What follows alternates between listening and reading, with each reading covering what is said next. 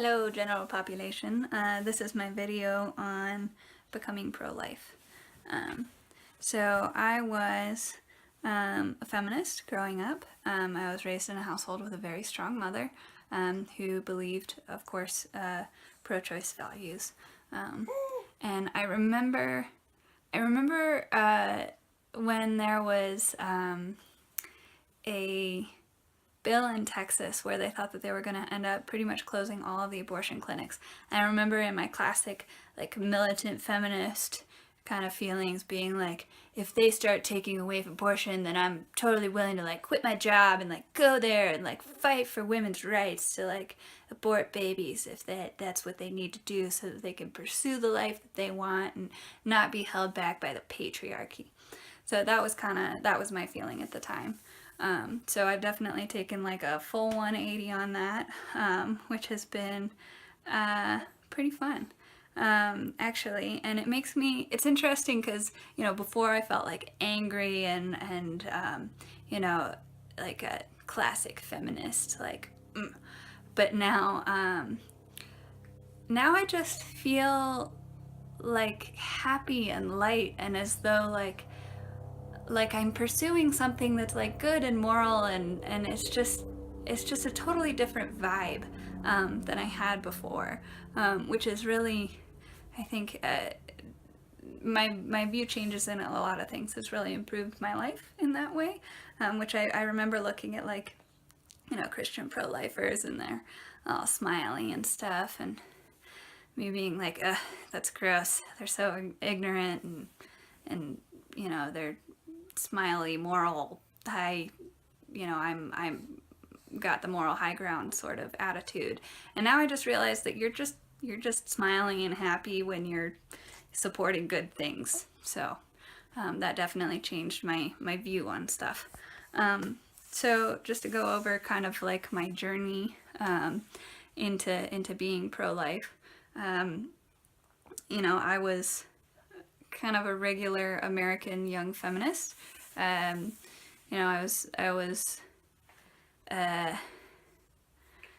went into college. I did the whole, sexual liberation thing. Did drugs, went hitchhiking across the country, train hopped, camped out in public spaces. Kind of led the liberated lifestyle, and believed that I was, making up for 10,000 years of female oppression, which we can go into feminism in another video, because that's been a trip for me as well. But basically, eventually, I kind of got tired of using people and being used by people. Ended up settling down with somebody 3 years into our relationship, as I think you can probably hear. I found out that I was pregnant, and then I had a baby a few months ago, which we can talk about, how feminists mislead you about what it's like to be pregnant and have a baby. Definitely not something where you can just continue functioning on just like you did before. A lot of biological realities in that one too. But I was really lucky. I had a partner that ended up being pretty supportive. I have a baby that's pretty awesome. My family was reasonably supportive. There were a couple of people that were not thrilled. But generally speaking, I was pretty lucky. We also are lucky enough to not be horribly impoverished, though I would guess that we're probably somewhere in the middle of poverty. But that's okay, studies have indicated that as soon as you have your food, water, and shelter taken care of, more money doesn't really make you happier. So at about 14 weeks, before we knew his gender, before we had even started making a list of names, I felt him move for the first time. And at 14 weeks, you can go in, no questions asked, and still have an abortion. You can actually do that, I think, up to 22 or 24 weeks, depending on where you're going. But you do still have to have a surgical abortion at that point. So before that, you can I think it's before 12 weeks or so, you can still have an abortion where they just give you some pills and, you know, kills the fetus, and then you basically go through light labor. Um, um, so that was a little bit of an epiphany moment for me. That was when I started really looking into the abortion debate, because I had always been taught that kind of standard, you know, it's just a clump of cells. They're, you know, it's not alive yet. It's not a person yet. And even if it's shaped like a person, you know, it's not a thinking, feeling thing. It's a thing, basically. Obviously, when I started feeling him move around at that point, which I guess I didn't realize before, you learn a lot when you're pregnant. I didn't realize before, but between 12 and 18 weeks is usually when women first feel their child move. It was at that point that I started looking into, you know, developmental stages, because I like to do research when I'm going into something, and pregnancy is definitely a big thing to be going into. And it, you know, developmental stages, by the time that you're at about 14 weeks, you definitely have, you know, you have a little person in there. And then I started learning, you know, like you have a heartbeat, I think is at around 6 weeks. Brain waves are first around about 8 weeks. So most women don't even realize that they're pregnant until 6 to 8 weeks. So that's where you're at. If you think that abortion is okay up until heartbeat, you know, the chances of a woman actually catching that developmental stage are pretty slim. I think most abortions occur somewhere around 8 weeks.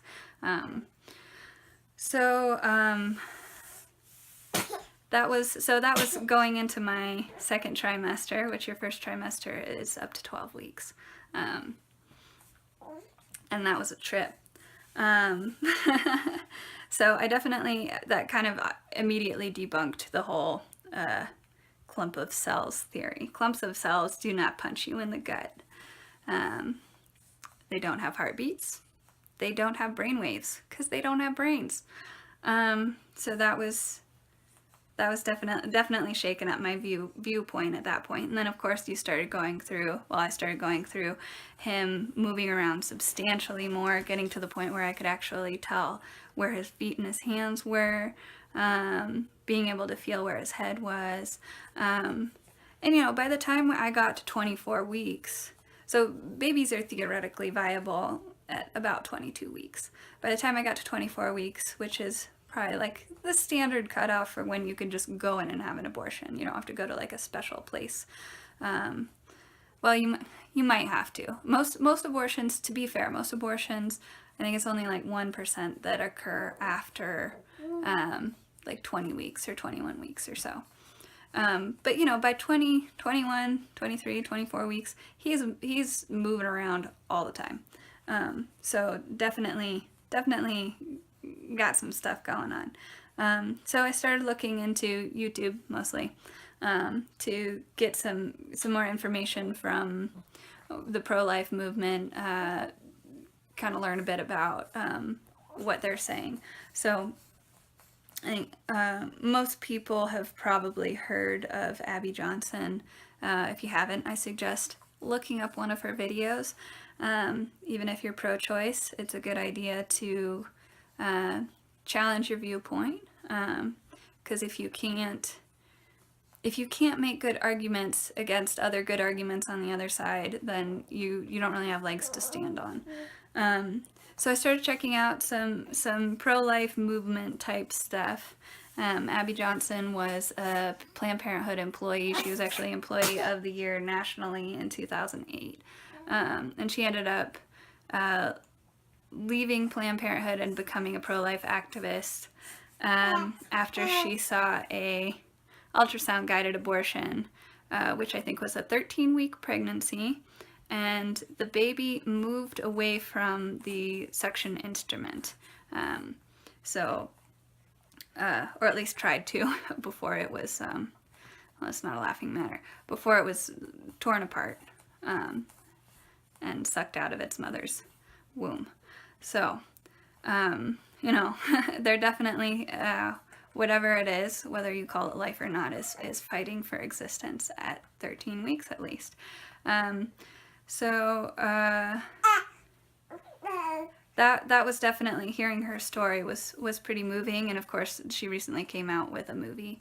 Well, she didn't come out with a movie, but a movie came out about her life story, which she actually wrote a book on, which I have not read. And I would suggest seeing it. It's called Unplanned. It's a little corny, and I think that the bummer of it is that if you're not religious, it gets a little into the religious stuff. Bless you. Yeah. So that kind of got me into the whole like when does life begin thing. So I was a science major in college. So I took a lot of biology classes. And of course, we learned about what constitutes life and kind of the debate as to whether or not viruses are life. So I can tell you that if viruses are life, fertilized eggs are life. Like that's kind of dumb. And even if viruses aren't life, you can still biologists are not going to deny that a fertilized egg is life. Feminists will. Pro-choice activists will. So if you wanna try and make the biological argument, it is true that life technically needs to be able to react to outside stimuli. It needs to be able to reproduce on its own. But to be fair, if you want to go by those standards, which there are of course more standards than that, but these are the ones that kind of interestingly apply to this. If you want to make that argument, then until somebody hits puberty, they can't really reproduce on their own. So you could argue that that's not a life form if you want to try and do that, but that's pretty dumb. Yeah. Oh. Yeah. It's a developmental stage that every human goes through. You went through it. I went through it. This tiny human went through it. It's not, that's not really an argument. So basically what they're trying to make the argument of is that it's not life because it can't feel pain, and because it can't live independently. Which, if you want to make that argument, millennials, which I am one of, most of us aren't independent until we're in our 30s. So one of the more important things that they go over is that babies don't feel pain until they're, I think the argument is 24 weeks old. Which I think it's really important to realize that we don't actually know how the human brain works very well. So if there's a veteran who goes to war who gets injured, and all of us have heard of this, where they lose a limb, they can still feel pain some of the time in that limb that isn't there. So most of the estimates of when an infant can feel pain has to do with development of nerves. So if you can feel pain in a limb that isn't there, so obviously it does not have nerve endings in it, you can feel pain without having all of the, what would you call it? The framework, really. All of your cords aren't quite hooked up. We know that they still respond to outside stimuli before they supposedly can feel pain. But I think it's very important to realize that we don't really know much about how the human body works. I think it was a friend of mine who told me that there was a fellow who recently got a Nobel Prize for figuring out all of the biochemical reactions and processes within a single-celled organism. Like a specific one. I'm not sure what single-celled organ. I think it was a yeast or something. So that's where we're at. You know, we understand all of the workings of a yeast. And that's the smartest of us. Those are the people who are at the top of the heap. So we don't know all of the, we don't know what a fetus is experiencing at different points in time. And I think we'll be lucky if we ever do know. But I think that, so estimates of when a fetus can feel pain are somewhere between 8 and 24 weeks, or 8 and 26 weeks, I think. And I think that it's important to acknowledge that we don't know, and we're not going to know for a long time. And anybody that tells you that they do know is lying. You know, we're not there yet. We probably won't be for quite some time. So it is very plausible, and you know, especially with this argument that it's okay to have abortions up to 40 weeks. We know they feel pain at that point. I think it would be very important, if you are pro-choice, to go ahead and look up all of the processes by which women get abortions. Most of them involve literally tearing fetuses apart. So I think it's important to know what you're supporting, because I certainly didn't. And you know, when you have later term abortions, you're, you know, sticking a needle through a baby into their heart to stop their heart with an injection. You know, or, you know, second trimester abortions, you're going in there and performing a surgical procedure where you're tearing the baby to pieces with some forceps, basically. It's all pretty brutal. It's all really brutal. You know, I remember going to like high school and college, and there were people who were standing out front who had pictures of like quarters with like they had, I think it's a pretty classic one. They have like a picture of a quarter, and it's got like this little bloody fetal hand on it. And I remember that not affecting me at all, and mostly it just pissed me off. But now realizing a lot more about how abortion works, developmental stages of fetuses, what they're actually pushing for, things like abortion to 40 weeks, I have really changed my mind on when it comes to abortion. Trying to think of there are a couple other things I'd like to talk about. So for me also, I think something that's interesting that I hadn't thought about terribly until I made a person, which is a trip, is that if you're okay with abortion, then you have to believe that time is linear. So basically, you believe that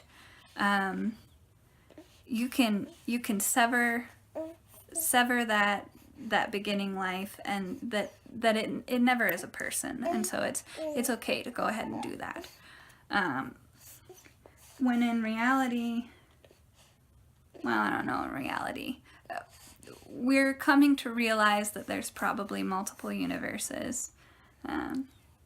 We're coming to realize that time is possibly not linear. So basically, a person that has ever existed probably exists in other universes. And if time isn't linear, then you are effectively killing a person, because they do exist somewhere along the continuum.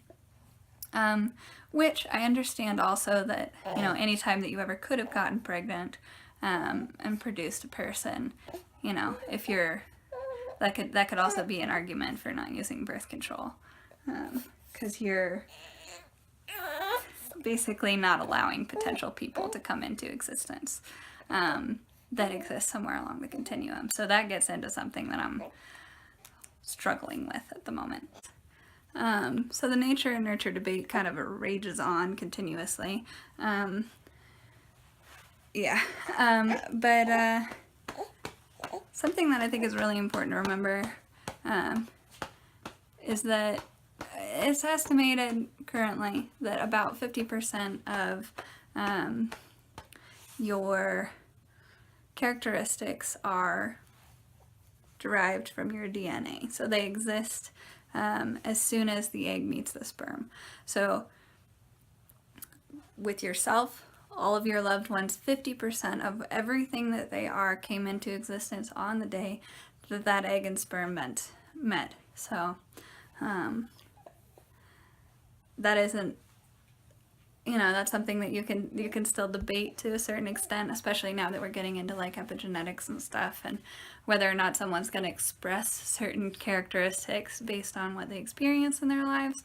But you can kind of, it's fair to still kind of roughly estimate. It's not just your physical appearance. A lot of your personality, behaviors that you exhibit are just genetically coded in there. So I think another thing that's really interesting to me when you're on the feminist angle has to do with the fact that it is estimated, I think that we're we're absent somewhere around 7 million women, I think, on the planet. So there's more men than women currently on the planet. And the reason for that is that in countries where you have a preference for male children, there was, probably still is, some amount of population control, New World Order sort of thing going on. And they figured out that if you provide women with ultrasounds, you can allow them to find out what gender child they're going to have. And in cultures such as in China, especially exacerbated by the one-child policy, but also cultures in Asian countries, including India, you have people who are just fine aborting female children. So basically, and that's another argument. Are you not killing people if we're quote unquote missing 7 million women in the world? And if you're a feminist, shouldn't you have an issue with that? But I would certainly suggest that you look into some of the United States involvement in some of the population control stuff in some of these countries. I think in India alone, it's like 8 million people sterilized. Goodness knows how many babies aborted. Most of them female. So I think kind of in conclusion, which I probably didn't cover I covered most of the stuff, but I probably didn't cover all the stuff I wanted to cover because I'm quite a space cadet. Babies are awesome. Something else feminists don't tell you, babies are awesome.